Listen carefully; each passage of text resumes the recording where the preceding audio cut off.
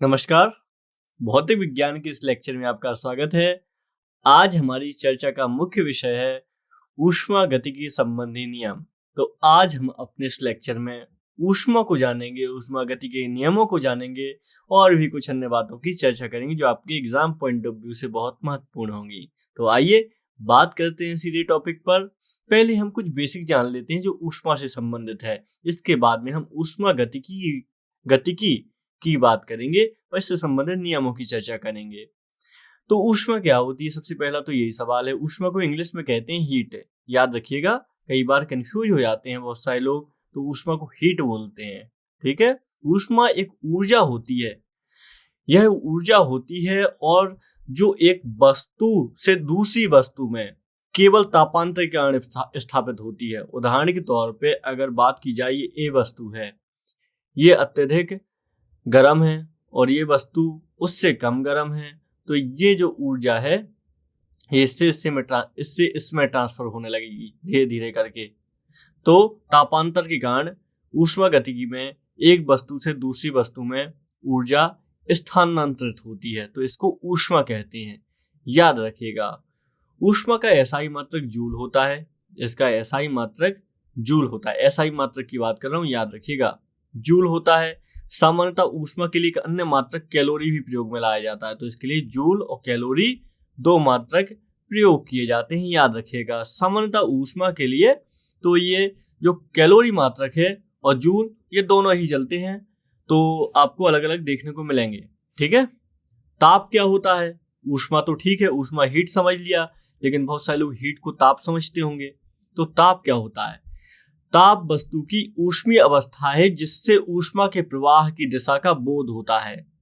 समझिए आप, ताप वस्तु की ऊष्मीय अवस्था होती है, कोई वस्तु में कितनी ऊष्मा है, इसको ताप है। जैसे कुछ बर्तन है तो उसमें ऊष्मा प्रवेश करती है।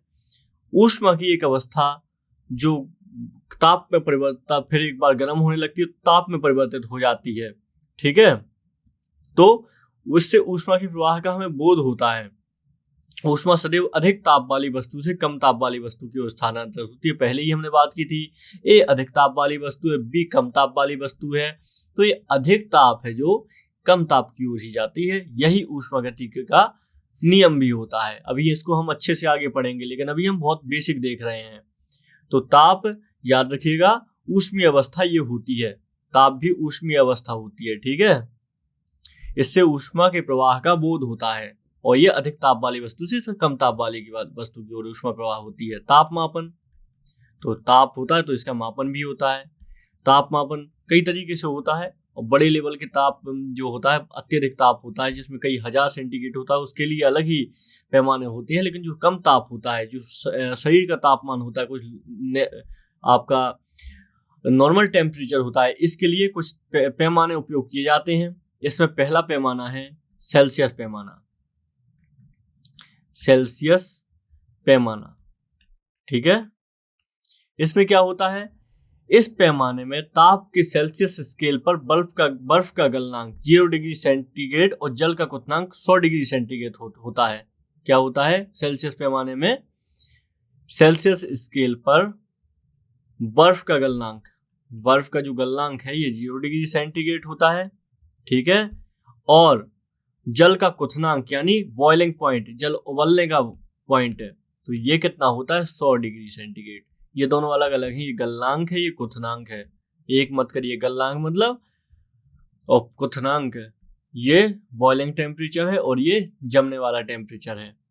तो सेल्सियस ताप पैमाने में ताप के सेल्सियस स्केल पर बर्फ का गलनांक जो होता है, जमने वाला पॉइंट 0 डिग्री सेंटीग्रेड और क्वथनांक 100 डिग्री सेंटीग्रेड होता है।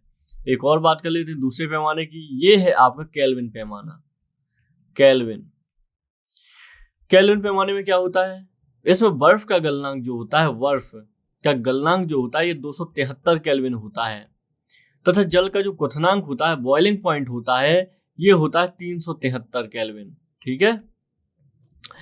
तो इस बात से क्या पता चलता है हमें कि सेल्सियस पैमाने पर 0 डिग्री का ताप केल्विन पैमाने पर 273 के बराबर होता है। हमें ये पता चलता है, यानी जो 0 डिग्री सेंटीग्रेड था इक्वल टू 273 केल्विन के बराबर होता है। हमें यही तो पता चलता है। बर्फ का 0 डिग्री सेंटीग्रेड, यहाँ पे बर्फ का 273 केल्विन, यानी 0 बराबर 273। तो ऐसे हम याद रख सकते हैं, इसको समझ सकते हैं। ठीक है, कुल मिला के अगर हम और भी देखें तो केल्विन पैमाने का ताप इक्वल टू हो जाएगा सेल्सियस पैमाने पर ताप प्लस 273 उसमें जोड़ना पड़ेगा, तब हमको केल्विन के हिसाब से तापमान मिलता है। सेंटीग्रेड में आपको 273 जोड़ने होते हैं, तब आपको केल्विन में तापमान प्राप्त होता है। ठीक है, एक होता है तीसरा पैमाना भी होता है, और ये है तीसरा पैमाना फ़ारेनहाइट। इसको फ़ारेनहाइट भी बोलते हैं, फ़ारेनहाइट। वैसे बोलने के लिए फ़ारेनहाइट बोलते हैं, लेकिन है तो फ़ारेनहाइट ही है ये। ठीक है, एक मात्रा है फ़ारेनहाइट। इसमें क्या होता है, फ़ारेनहाइट में इस पैमाने पर बर्फ का गलनांक 32 डिग्री फ़ारेनहाइट तथा जल का क्वथनांक, जल का जो क्वथनांक है यानी बॉइलिंग पॉइंट है 212 डिग्री फ़ारेनहाइट अंकित होता है। आप यहाँ पे आपने देखा बर्फ का गलनांक कितना 0 डिग्री सेंटीग्रेड होता है, यानी 0 degree centigrade equal to 32 degree Fahrenheit होता है। आपको ऐसे समझना है। और यहाँ पे 100 डिग्री सेंटीग्रेड का मतलब 212 डिग्री फ़ारेनहाइट होता है। आपको इस तरीके से चीजें समझनी है। ठीक है, याद रखिएगा। तो कुल मिला के सेल्सियस और फ़ारेनहाइट पैमाने में क्या अंतर हो जाएगा आप देखेंगे इसमें। तो ये भी दोनों काफी रिलेशन इनका आप समझ सकते हैं इस चीज को। ठीक है, चलिए आगे बढ़ते हैं। तो ताप परिवर्तन के प्रभाव आइए देख लेते हैं। ये तीनों चीजें आपको समझ में आई होंगी, आशा करते हैं। ताप परिवर्तन के प्रभाव क्या होते हैं? तो ताप बढ़ाकर ठोस को द्रव में बदला जा सकता है। ठीक है, ताप बढ़ाकर ठोस को द्रव अवस्था में और द्रव को गैसीय अवस्था में बदला जा सकता है। हम ये जानते हैं बहुत अच्छे से। कैसे जानते हैं? आप पानी गर्म करते हैं तो पानी से भाप निकलने लगती है, यानी पानी जल को आप द्रव को गैसीय फॉर्म में बदल रहे हैं, गैस के फॉर्म में बदल रहे हैं। इसी तरीके से आप जो पानी है इसको ठंडा कर लीजिए 0 डिग्री सेंटीग्रेड, तो बर्फ बन जाएगा। तो बहुत ही आसान ये प्रक्रम होते हैं तीनों, आप अच्छे से जानते हैं। तो आइए कुछ शब्दों की बात कर लेते हैं जो आपके लिए महत्वपूर्ण है। तो ऐसा ही एक शब्द है, शब्द गलन। यह क्या होता है? वह प्रक्रम जिसमें गर्म करने पर ठोस पदार्थ द्रव में परिवर्तित हो गलन कहलाता है, यानी ठोस से द्रव की विधि को गलन कहते हैं। दूसरा हो जाएगा, तो गलन का समझ लीजिए थोड़ा सा। यह वह ताप जिस पर ठोस पदार्थ गलता है वायुमंडलीय दाब पर द्रव में परिवर्तित होता है। ये किस में हो रहा है? वायुमंडलीय दाब। इसके प्रोपोर्शनल में लेके चलिएगा, क्योंकि दाब बदल देंगे तब तो किसी भी तापमान में, मतलब फिर टेम्परेचर भी इंपॉर्टेंट होता है, लेकिन दाब का बहुत बड़ा रोल होता है आपको अवस्थाएं बदलने में। तो ये वायुमंडलीय दाब पे है। ठीक है, तो वायुमंडलीय दाब में जो पिघल कर परिवर्तित होता है तो इसको गलनांक कहा जाता है। जैसे 0 डिग्री सेंटीग्रेड पर बर्फ पिघलकर जल बनता है। 0 डिग्री सेंटीग्रेड ताप पर बर्फ पिघलकर जल बनाता है, इसलिए बर्फ का गलनांक 0 डिग्री सेंटीग्रेड है। ठीक है, ये याद रखिएगा। हालांकि विभिन्न ठोसों के अलग अलग गलनांक होते हैं। आप देखेंगे जैसे बर्फ का गलनांक कितना हो गया 0 डिग्री, मोम का गलनांक कितना हो जाएगा? बर्फ का हमने देखा था 0 डिग्री सेंटीग्रेड, मोम का कितना हो जाएगा? मोम इसका हो जाएगा 63 डिग्री सेंटीग्रेड गलनांक। ठीक है, मोम है ये, जो मोमबत्ती होती है ना, वो वाला मोम। इसके अलावा और भी हो जाएंगे, जैसे लोहे का गलनांक, लोहा, तो इसका गलनांक कितना हो जाएगा? 1535 डिग्री सेंटीग्रेड, 1535 डिग्री सेंटीग्रेड इसका हो जाएगा गलनांक लोहे का। इसके अलावा ठोस का गलनांक उसके कणों परमाणु अणुओं के बीच आकर्षण बल की माप होता है। तो ये सब बातें महत्वपूर्ण, काफी बड़ी संकल्पना है, याद रखिएगा। इसके अलावा एक क्वथन शब्द होता है, क्वथनांक भी पढ़ा था हमने। यह क्या होता है? इसमें गर्म करने पर द्रव जो होता है ये गैस में परिवर्तित हो जाए, गैस। ठीक है, तो इसको क्या बोलते हैं? क्वथनांक बोलते हैं इसको। तो ये शब्द भी आप याद रखेंगे। चलिए आगे बढ़ते हैं, कुछ और बात करते हैं। हालांकि भिन्न भिन्न पदार्थों के क्वथनांक अलग होते हैं। जैसे एल्कोहल का क्वथनांक कितना होता है? अगर आप एल्कोहल को गर्म करेंगे और इसको भाप में बदलने की कोशिश करेंगे तो आपको 78 डिग्री सेंटीग्रेड में ये बदलने लगता है। जल का क्वथनांक कितना होता है? ये 100 डिग्री सेंटीग्रेड होता है जल का। और पारे का कितना होता है? पारे का होता है 357। आपको पारे को 357 डिग्री सेंटीग्रेड तक गर्म करना पड़ेगा, तब जाके ये क्वथनांक में भाप में बदलेगा। तो संघ, तो इसके अलावा एक और शब्द है संघनन। ये संघनन सुन लीजिए, बहुत ज्यादा महत्वपूर्ण है। इसमें क्या होता है, जैसे ये प्रोसेस सबसे ज्यादा उपयोग होता है टरबाइन में। जब बिजली बनाते हैं तो क्या होता है, जब हम कोयले से बिजली बनाते हैं तो कोयले से क्या होता है, एनर्जी निकलती है जो इस टरबाइन में लगती है।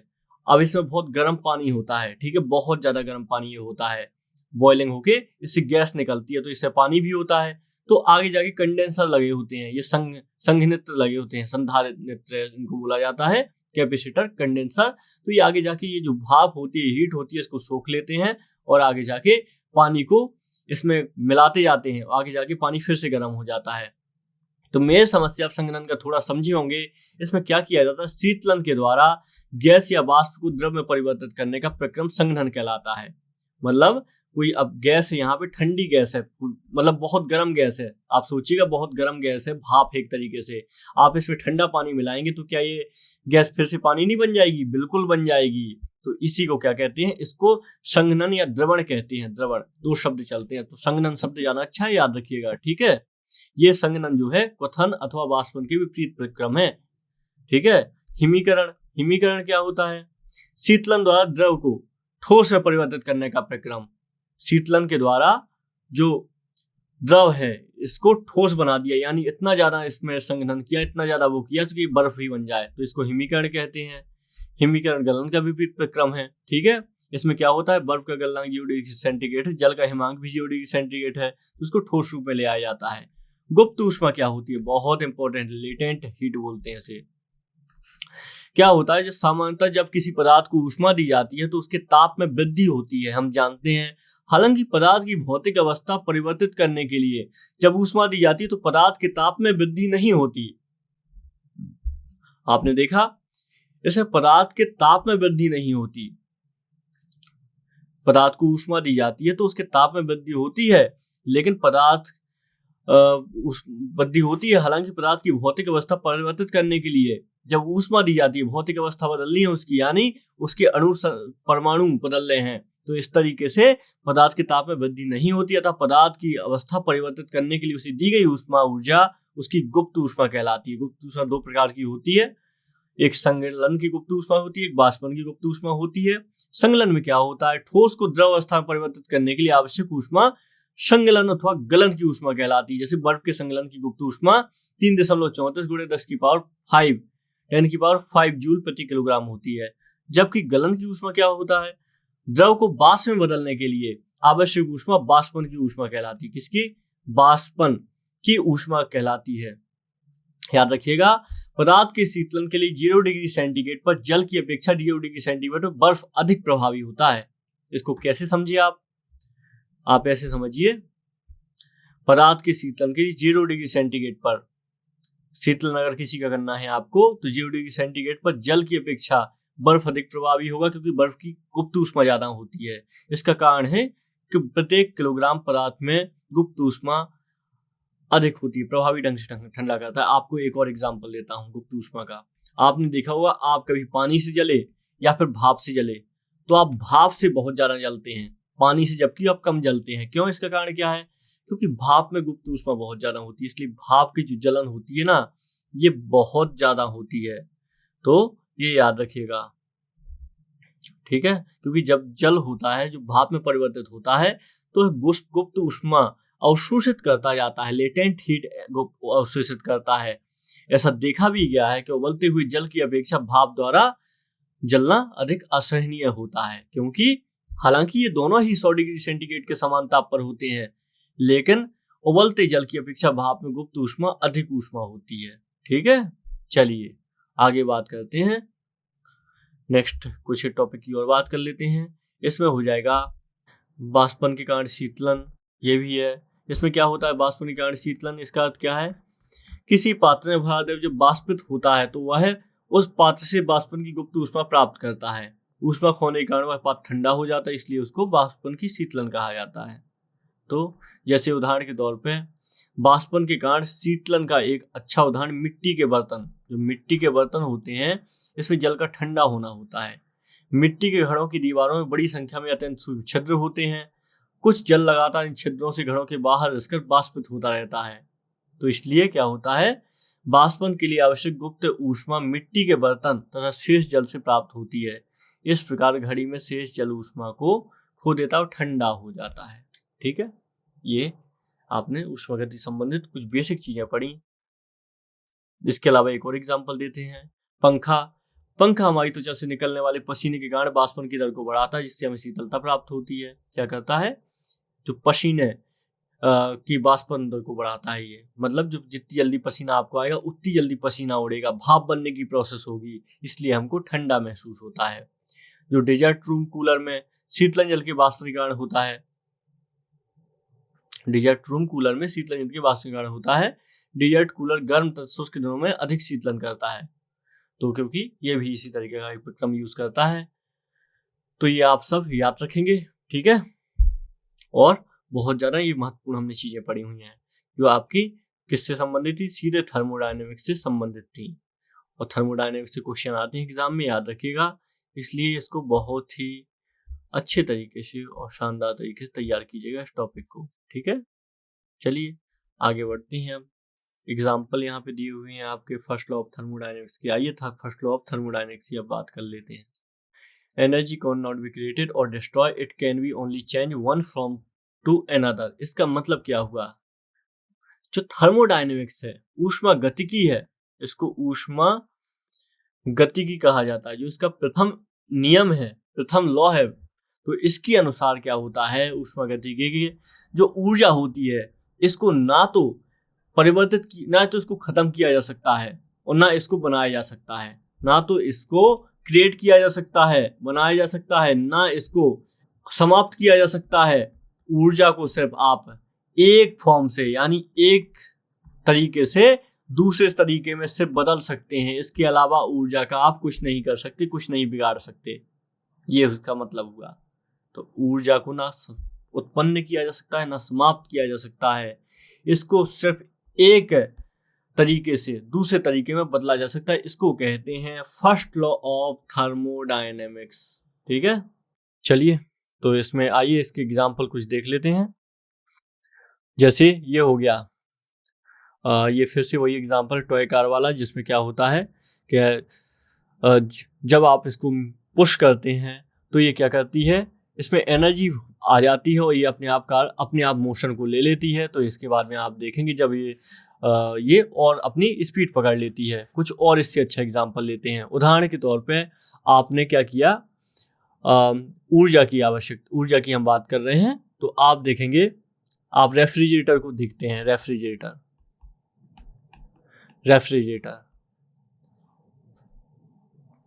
आप देखते हैं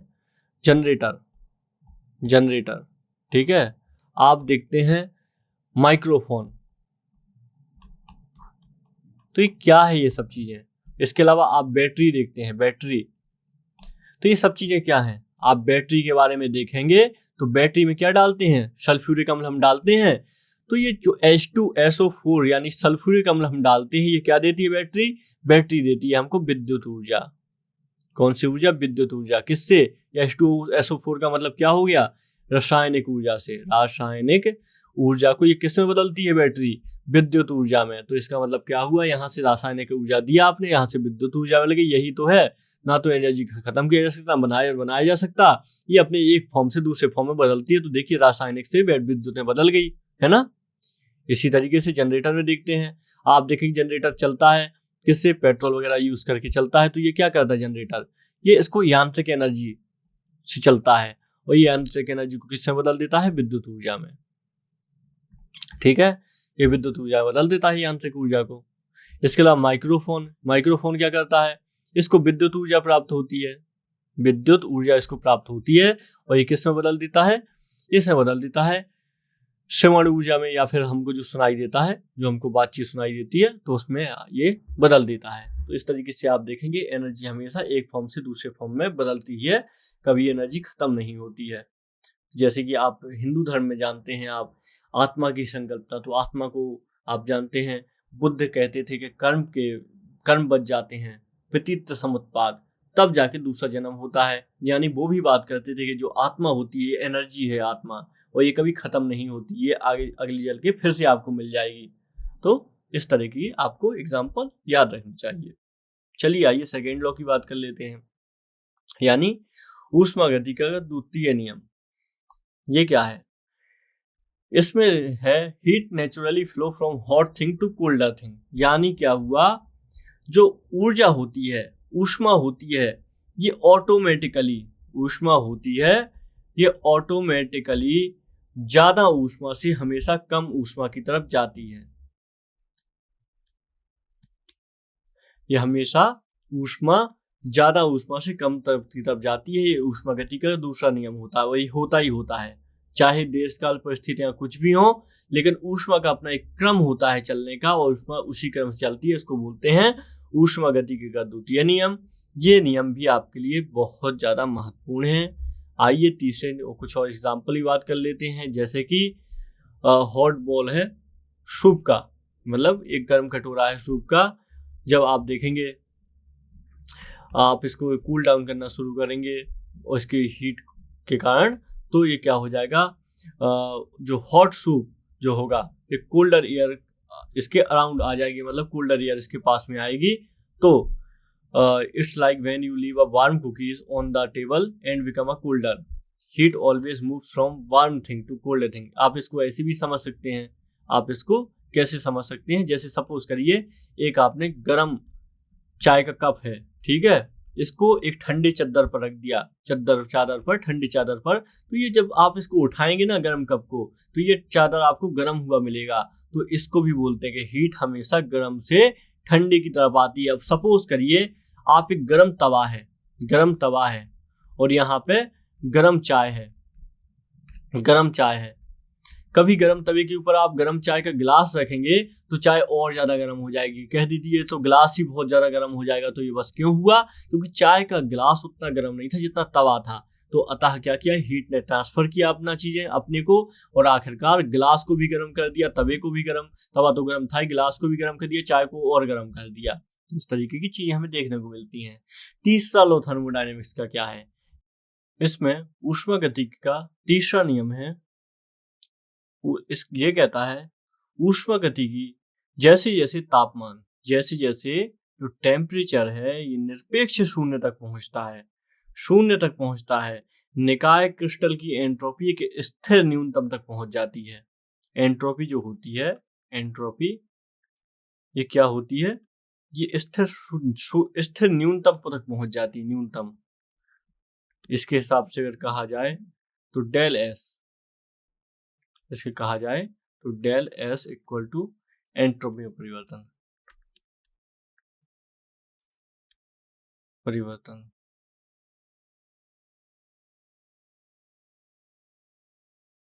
तो इस तरीके से अगर हम इसको संक्षेप में कहें तो ऊष्मागतिकी का तीसरा नियम हमें निरपेक्ष शून्य तापमान पर एक आदर्श क्रिस्टल की एंट्रोपी के बारे में बताता है। ठीक है, निरपेक्ष शून्य तापमान पर आदर्श क्रिस्टल की एंट्रोपी के बारे में बताता है हमें ऊष्मागतिकी का तीसरा नियम। इसके अलावा ऊष्मागतिकी का एक और नियम है, इसको बोलते हैं शून्यवां नियम। ये क्या होता है? ये शून्यवां नियम क्या होता है?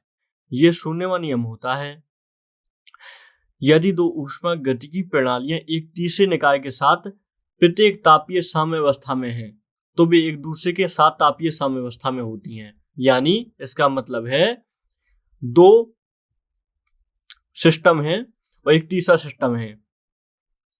इसका मतलब है ये दोनों तापीय साम्यावस्था में, मतलब एक सा ताप है इनका, सब कुछ एक सा है। तो इसका अर्थ हुआ अगर ये भी साथ में है तो इसका भी तापमान बराबर ही होगा। इसका ये अर्थ हुआ, तापीय साम्यावस्था में होंगी तीनों बॉडियां एक दूसरे के साथ। तो इस तरीके से ये शून्यवां नियम भी होता है। हम पहले और दूसरे नियम की पहली ही बात कर चुके हैं। ठीक है, तो इसकी हमें बात करने की आवश्यकता नहीं है। तो दूसरे नियम की भी हम बात कर चुके हैं, जिसमें क्लॉसियस का कथन था एक स्वकार्यत मशीन के लिए एक बाहरी कारक की सहायता के बिना एक गर्म निकाय से ठंडे निकाय में ऊष्मा स्थानांतरण असंभव है। तो इसके बारे में हम दूसरे नियम के बारे में पढ़ा था। इसके अलावा केल्विन प्लैंक ने कहा था कि एक इंजन को डिजाइन करना असंभव है जो ऊष्मा को बाहर निकालता है और किसी अन्य प्रभाव का उत्पादन किए बिना इस कार्य में पूरी तरह से उपयोग करता है। तो इस तरीके से आपको ये नियम महत्वपूर्ण है जो हमारे संबंधित है एग्जाम से। ठीक है, चलिए तो आगे बढ़ते हैं, फिर से देखते हैं कुछ और। यह एग्जाम्पल लिखा हुआ है जो हम इसको पहले ही समझ चुके हैं एग्जाम्पल से। तो हीट एंड वर्क, ये हम हीट एंड वर्क को पहले ही समझ चुके हैं शुरुआती लेक्चर में। हम इसकी सारी बातें कर चुके हैं शुरुआत में, हीट एंड वेव वर्क से संबंधित। आइए कुछ और बात करते हैं। तो अभी हमने कुछ टाइम पहले एक शब्द तो अभी हमने एक शब्द देखा था, एंट्रोपी। एंट्रोपी आखिर क्या अर्थ है इस शब्द का? एंट्रोपी एक भौतिक राशि होती है ऊष्मागतिकी में। ये क्या कार्य करती है? जो सीधे मापी नहीं जाती बल्कि इसकी गणना की जाती है, इसका कैलकुलेशन किया जाता है। इसका प्रतीक होता है एस, एंट्रोपी का। इसको कैसे समझें? किसी निकाय की कुल ऊर्जा का वह भाग जिसे उपयोग में नहीं लाया जाता है। आपको पता है चाहे वो कोई भी एनर्जी हो, पूरे 100% हम यूज नहीं कर पाते, कुछ भाग उसका खराब ही हो जाता है, तो कुछ भाग उसका वेस्ट जाता है, तो उसको क्या कहते हैं? हालांकि वो एनर्जी खराब नहीं होती, लेकिन आपके जो आपने सिस्टम बनाया उस सिस्टम उसको एनर्जी को नहीं रख पाता है। तो इसमें क्या होता है? किसी निकाय की कुल ऊर्जा का वह भाग जिसे उपयोग में नहीं लाया जाता है। ठीक है, जिसको उपयोग में नहीं लाया जाता है इसको कहते हैं। दूसरे शब्दों में कहें, कार्य में नहीं बदला जा सका, मतलब पूरी ऊर्जा को, आप ये 100% ऊर्जा है तो आप इसको कार्य में सब कुछ नहीं बदल सकते ना। इसमें आपको मैक्सिमम, अगर आपकी जो मशीन होगी सबसे अच्छी होगी मशीन दुनिया की, तो 99% कार्य बदल पाएगी, यानी 1% का लॉस हो गया, 1% एंट्रोपी। तो इस तरीके से तो थर्मोडायनेमिक्स हमने बहुत सारी चीज़ें इसके बारे में समझी। हमने समझा थर्मोडायनेमिक्स विज्ञान की वह शाखा है जिसमें केवल ऊष्मा के कार्य में परिणत होने अथवा कार्य के ऊष्मा में परिणत होने का विवेचन किया जाता है।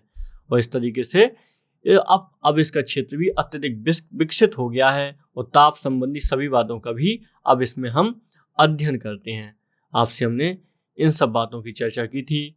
इसके अलावा हमने इसके कार्य क्षेत्र को भी देखा, हमने इस कार्य क्षेत्र को भी देखा, हमने इसके सिद्धांतों की बात की कि किस तरीके से ये सिद्धांत, 4 सिद्धांत हैं। 19वीं शताब्दी में मध्य में ऊष्मागति के 2 सिद्धांतों का प्रतिपादन किया गया था जिन्हें प्रथम और द्वितीय सिद्धांत कहते हैं। 20वीं सदी में 2 अन्य सिद्धांतों का प्रतिपादन किया, इन्हें शून्यवा व तृतीय सिद्धांत कहते हैं। तो याद रखिएगा। तो इस तरीके से जूल के प्रयोगों, जूल एक वैज्ञानिक थे जिनके नाम पर एक SI मात्रक भी होता है, तो इनके प्रयोगों ने यह सिद्ध किया कि ऊष्मा ऊर्जा का ही एक रूप होता है। तो अगर बात की जाए कि ऊष्मा बड़ा गोला है, ऊर्जा बड़ा गोला है, तो ऊर्जा बहुत ज़्यादा बड़ा गोला हो जाएगा, इसके अंदर में ऊष्मा भी आ जाएगी। ठीक है, बहुत लोग कंफ्यूज रहते हैं, और यह अपनी मात्रा के अनुपात में ही काम कर सकती है। इसी को ऊष्मागति का प्रथम नियम कहते हैं। तो ये आप सब चीज़ें याद रखेंगे, महत्वपूर्ण चीज़ें थी। ठीक है, प्लांक केल्विन के बारे में हमने इसमें पढ़ा, प्लांक केल्विन के बारे में और क्लाउजियस के बारे में पढ़ा हमने। तो ये भी महत्वपूर्ण व्यक्ति थे, ये सब याद रखेंगे। ठीक है, तो चलिए, तो अब इस लेक्चर को हम इसी के साथ यहाँ पे विराम देते हैं और बात करेंगे आगे एक अन्य लेक्चर पर जो विज्ञान से ही संबंधित होगा। इस लेक्चर के लिए इतना ही, बस। नमस्कार।